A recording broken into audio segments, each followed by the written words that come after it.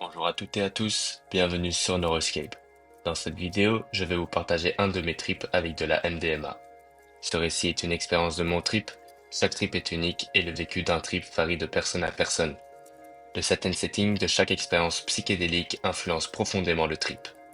J'en ai fait une vidéo spécialement dédiée que vous pourriez retrouver sur ma chaîne. Je n'encourage en aucun cas la consommation de MDMA ou de n'importe quelle autre substance psychédélique. Il est de votre responsabilité et de votre consommation.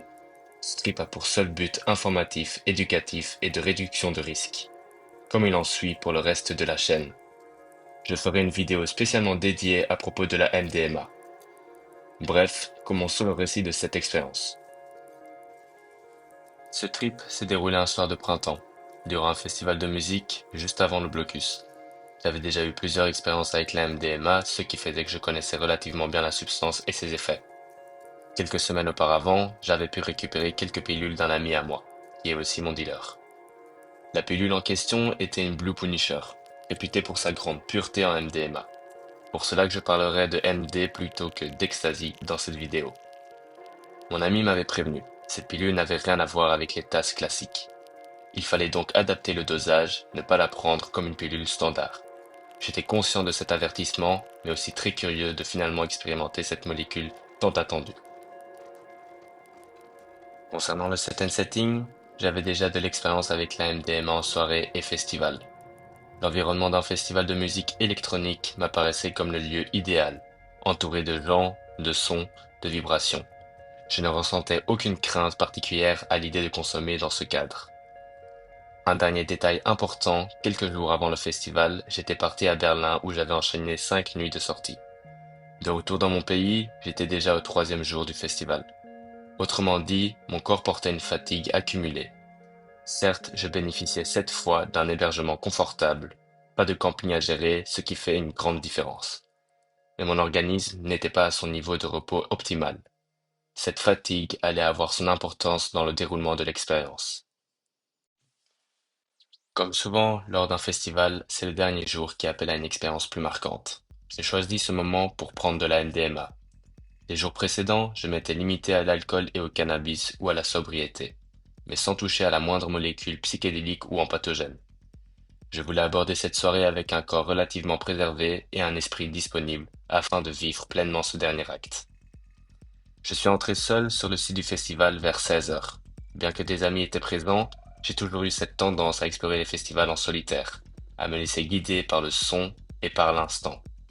Ce rapport intime à la musique m'amène souvent à rechercher non pas la fête pour elle-même, mais la transe, cette fusion intérieure que certains sets savent provoquer.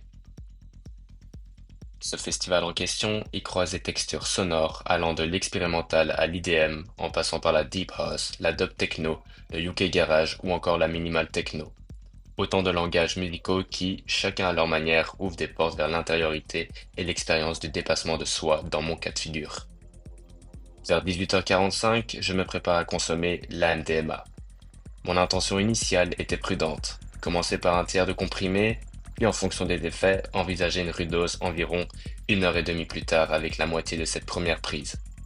En pratique, il aurait donc été plus raisonnable de se limiter à 1/6 pour la ridose. J'ai oublié de préciser, mais cela faisait 1 an que je n'avais plus consommé de MDMA, donc ma tolérance était retombée à 0. Mais l'impatience s'est imposée. À peine 1 heure après la première ingestion, sans attendre que les effets s'installent pleinement, je décide d'avaler un deuxième tiers. Avec le recul, je reconnais que ce choix manquait de raison. Il aurait été préférable de laisser le temps au corps de dialoguer avec la molécule et de ressentir si une seconde prise était véritablement nécessaire. Peu après, je change de scène et m'aventure dans une salle obscure où la musique résonne différemment, plus profonde, plus immersive. C'est précisément en franchissant le seuil de cette salle que je sens la montée m'envahir. Cette vague arrivait avec une vitesse fulgurante. La musique lointaine encore semble soudain se charger d'une dimension magique, comme si elle ouvrait un espace au-delà du simple son. Plus la musique se déployait, plus elle gagnait en intensité. Elle n'était plus simplement un ensemble de sons que j'entendais. Elle commençait à vibrer dans tout mon corps. Cette vibration montante, devenant de plus en plus puissante, m'imposait un mouvement. Mon corps ne pouvait plus rester immobile. Il devait libérer cette énergie. Je me suis mis à danser, d'abord instinctivement, puis avec une intensité toujours plus grande, jusqu'à atteindre un point où je ne pouvais plus aller au-delà, comme si j'avais touché les limites physiques de mon propre corps. C'était comme si l'énergie que la musique réveillait en moi ne m'appartenait pas entièrement. Elle surgissait de l'intérieur, mais exigeait de se manifester au dehors, de se projeter dans l'espace. La danse devenait alors un acte nécessaire, presque vital, l'extériorisation de cette force intérieure. Mais l'intensité était telle que j'ai commencé à ressentir un danger. Mon corps, emporté dans cette énergie intense, menaçait de ne plus suivre. J'ai eu peur que l'excès de mouvement me fasse perdre connaissance. Alors dans un effort de lucidité, j'ai décidé de sortir pour la première fois de cette salle, après environ 45 minutes d'immersion. Pourtant, même à l'extérieur, impossible de rester calme. Je buvais, mais mon corps réclamait le rythme, le mouvement, la danse. La musique continuait de m'appeler, comme si elle m'habitait encore. Impossible à taire. Je décide de retourner dans cette grande salle obscure où se joue le set. Dès les premiers instants, la danse reprend, mais cette fois avec une intensité presque démesurée. Mon corps s'anime d'une énergie qui me dépasse, et les regards extérieurs ne manquent pas de le remarquer. Certains viennent me féliciter, d'autres me demandent si je n'ai pas encore de la MDMA sur moi, comme si mon état se lisait directement dans mes mouvements.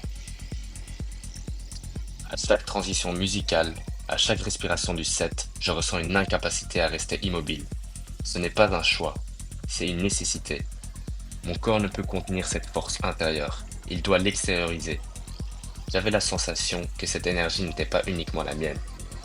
Comme si en temps normal, elle sommeillait discrètement en moi, alimentant la simple mécanique de la vie. Mais sous l'effet de la MDMA, cette force s'éveillait avec une intensité nouvelle, me traversant, me débordant, réclamant de se manifester au-delà du corps. La danse devenait alors le seul langage possible, l'unique manière de donner forme à cette énergie, qui allait bien plus loin que la simple vitalité physique. C'était comme si je servais de canal à quelque chose de plus grand que moi, à quelque chose de profondément enfoui, de caché en moi, qui se réveillait soudain. Plus je restais immergé dans cette musique, plus l'énergie en moi devenait écrasante. Cette énergie montait le long de mon corps, jusqu'au sommet de ma tête, avec une intensité telle que j'avais une sensation de vertige, et j'ai cru un instant que mon organisme allait lâcher. J'étais à la fois emporté par la sublimation de l'instant, mais également traversé par une crainte sourde, telle que cette puissance dépasse les limites de ce que mon corps pouvait supporter. Fermant les yeux, l'expérience a pris une autre dimension. L'obscurité intérieure a intensifié davantage l'événement musical. Cette énergie qui semblait m'habiter et dont elle sentait le besoin de dépasser les limites de mon corps. Et c'est là que sont apparues les premières hallucinations. Immédiatement, une pensée s'est imposée. Je suis en surdose de MDMA. Sur le plan pharmacologique, ces apparitions sont effectivement un signe d'excès. Une partie de la MDMA se métabolise en MDA, une molécule plus stimulante, plus psychédélique et plus toxique, qui agit davantage sur les récepteurs sérotoninergiques 5-HT2A, ceux-là même qui sont impliqués dans les visions provoquées par les psychédéliques classiques, comme le LSD ou la psilocybine. De plus, la libération massive de sérotonine provoquée par la MDMA peut entraîner des distorsions perceptuelles. Lumière plus intense, couleurs mouvantes ou impressions visuelles qui se déforment. Il ne s'agit pas toujours d'hallucinations franches comme sous psychédéliques classiques, mais plutôt d'altérations sensorielles profondes. Dans mon cas, les hallucinations étaient exclusivement présentes à yeux fermés, et d'une intensité saisissante. Elles n'étaient pas menaçantes, au contraire, elles vibraient de beauté, mais elles n'étaient pas rassurantes non plus. J'avais l'impression que le paysage sonore se matérialisait à l'intérieur de moi, fusionnant avec mon esprit. Des formes géométriques arrondies, résonnant avec chaque basse, se déployaient dans un univers intérieur fait de musique pure. Chaque impact sonore correspondait avec un univers géométrique précis. À un moment, un groupe de personnes dans la salle m'a interpellé. Ils avaient remarqué ma danse effrénée, cette énergie que je cherchais à libérer à tout prix. Certains se sont approchés pour me demander si j'allais bien. Leur regard extérieur, bienveillant mais inquiet, a agi comme un déclic en moi. Je dois retrouver mes amis avant que cela ne bascule. J'ai alors entamé une sorte de va-et-vient presque compulsif, entrer dans la salle, me laisser happer à nouveau par l'intensité de la musique, puis sortir, boire, tenter de retrouver un équilibre, avant de replonger encore une fois. J'ai répété ce cycle à plusieurs reprises. La musique m'appelait avec une force irrésistible, réveillant en moi cette énergie intérieure qui ne demandait qu'à s'échapper. J'étais arrivé à ce point paradoxal. Je devais prendre de la distance avec la musique, car elle réveillait en moi une vibration trop puissante, presque insoutenable. Et pourtant, je ne pouvais pas m'en détacher, car elle était devenue ma propre énergie, le souffle de mon être. J'ai même essayé de fumer une cigarette, pensant que cela ralentirait mon corps, mais c'était impossible. Ce geste, trop passif, allait à l'encontre de ce besoin vital de mouvement. Ce qui me manquait, c'était la musique elle-même. Elle seule semblait donner sens et était le canal à cette énergie débordante. C'est elle qui m'animait. Mais alors une question, lancinante, me revenait sans cesse. Qu'était donc cette énergie que la musique réveillait en moi? Cette fois-ci, j'ai réellement décidé d'écouter mon corps et de sortir, à la recherche de mes amis. À peine dehors, une force me poussait déjà à rentrer. Mais je me l'interdis. Quelques mètres plus loin, j'ai croisé une amie. Immédiatement, je lui ai raconté ce que je vivais.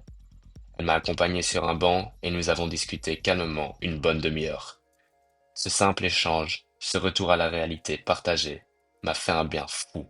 Le contact humain, la chaleur de l'amitié m'ont rappelé que j'étais encore là, bien présent. Son écoute sincère, sa préoccupation bienveillante m'ont profondément touché. Je prenais conscience de la beauté simple d'avoir des amis avec qui partager ces moments. Lorsque nous sommes retournés ensemble sur le stage, un autre que celui dont j'en venais, quelque chose avait changé. Je replongeais dans la musique, mais cette fois-ci sans vertige, sans la peur que mon corps ne lâche. L'intensité était toujours là, mais purifiée. L'énergie circulait librement, sans m'écraser. Les sets d'Emily Jeanne et NVST étaient incroyables, et je pouvais enfin en profiter pleinement. Plus tard dans la soirée, après avoir exploré d'autres scènes, je suis revenu seul dans cette grande salle sombre. Et là, vers 23 heures, avec CCL et Object, j'ai atteint le sommet de mon expérience. La musique m'a de nouveau aspiré dans cet espace d'émergence et de fusion que j'avais déjà entrevu. Mais cette fois-ci, sans basculer dans l'excès. J'étais à l'équilibre parfait, ni débordé par une énergie incontrôlable, ni privé de la force nécessaire pour ressentir la magie. J'étais exactement au point juste. Là, j'ai véritablement goûté à la magie de la MDMA. Fondre dans la musique, me dissoudre dans ces paysages sonores, ne plus faire qu'un avec les basses et les vibrations. Chaque cellule de mon corps devenait caisse de résonance. Ce n'était plus une lutte contre cette énergie débordante, mais une union intime. La musique n'aspirait plus mon énergie pour la forcer à s'extérioriser. Elle l'accueillait, l'enveloppait dans une béatitude collective. J'avais touché le tissu du tout, le plus complet. Une harmonie universelle qui dépassait toute compréhension rationnelle. J'incarnais la musique, et la musique m'incarnait. C'était comme si tout l'amour latent dans l'existence trouvait soudain l'espace pour se déployer. Cet amour n'était pas limité à une émotion personnelle ou dirigé vers un objet particulier. Il prenait la forme d'une énergie universelle, une force fondamentale qui traversait mon être et s'étendait au-delà de moi. Dans cette expérience, je ne faisais plus qu'un avec le flux d'énergie qui m'entourait. Les frontières entre le moi et le non-moi semblaient s'effacer, laissant place à une sensation de continuité absolue. C'était une synergie parfaite. Chaque battement, chaque respiration, chaque onde sonore trouvait sa place dans une harmonie globale. Rien n'était séparé, rien n'était en trop, tout vibrait à l'unisson. On pourrait dire que l'amour, dans ce contexte, n'était plus une émotion individuelle, mais une vérité ontologique. La révélation que l'existence elle-même repose sur une dynamique de connexion, de reliance, d'interdépendance. Vivre cela, même quelques instants, c'était comme entrevoir le tissu invisible qui relie toute chose dans une unité fondamentale. Cette sensation ne s'est pas évanouie aussitôt. Elle a continué à m'accompagner durant une grande partie de leur set, nourrissant chaque mouvement, chaque note, chaque vibration. Et le reste de la soirée a suivi cette intensité, teintée de beauté et d'harmonie. Tout s'est déroulé avec une clarté nouvelle, comme si l'équilibre retrouvé ouvrait la voie à une expérience complète. Mon corps avait également trouvé son mouvement dans le flux de cette énergie, une synergie parfaite, douce et légère entre l'énergie qui entourait mon corps et celle se situant en mon corps. Ce fut une soirée incroyable, intense et profondément marquante, non seulement par les émotions vécues, mais aussi par les enseignements tirés. Elle m'a appris une leçon essentielle: ne jamais sous-estimer une substance, quelle qu'elle soit. Même une molécule présentée comme un entactogène et porteuse d'euphorie peut révéler une phase bien plus difficile si elle est mal gérée. On pense parfois avoir de l'expérience, croire qu'on contrôle, simplement parce qu'on a déjà vécu plusieurs moments positifs. Mais la vérité, c'est que chaque contexte est unique. L'état du corps, la fatigue, la qualité du produit. Avec 2 tiers d'une pilule, j'ai atteint un niveau d'intensité que je n'avais pas anticipé et qui aurait pu me faire basculer du mauvais côté si je n'avais pas trouvé de soutien. Jouer au plus fort face à la molécule est une erreur. Mon corps était déjà affaibli par les soirées précédentes et ça a amplifié la difficulté de la montée. C'est une expérience qui m'a rappelé à quel point il faut écouter son corps, respecter ses limites et garder une humilité totale devant ce genre d'expérience.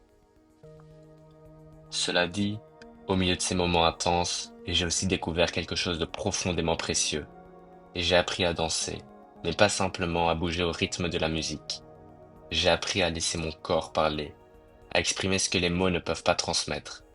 Chaque mouvement devenait un dialogue avec les sons, chaque geste une réponse aux vibrations, comme si mon corps avait trouvé un langage nouveau et intime pour communiquer avec l'univers sonore autour de moi.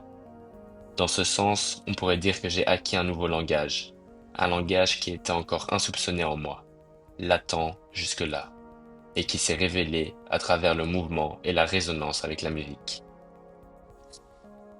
J'ai compris que danser ainsi, dans cet état de fusion, consiste à écouter mes propres impulsions, à suivre la trajectoire que la musique trace à l'intérieur de moi. Cette expérience m'a montré que la danse pouvait être un acte de libération et d'expression totale, où le corps devient le vecteur direct de l'énergie et de l'émotion interne. Parallèlement, ce trip a profondément affiné ma sensibilité. J'ai l'impression de ressentir la vie plus intensément, comme si mes perceptions quotidiennes avaient été amplifiées et enrichies. Les sons, les vibrations, la lumière, les textures jusqu'aux émotions des autres. Tout semblait plus vibrant, plus vivant. C'est une hypersensibilité qui ouvre à la beauté et à la subtilité des détails du monde, mais qui demande aussi prudence et respect.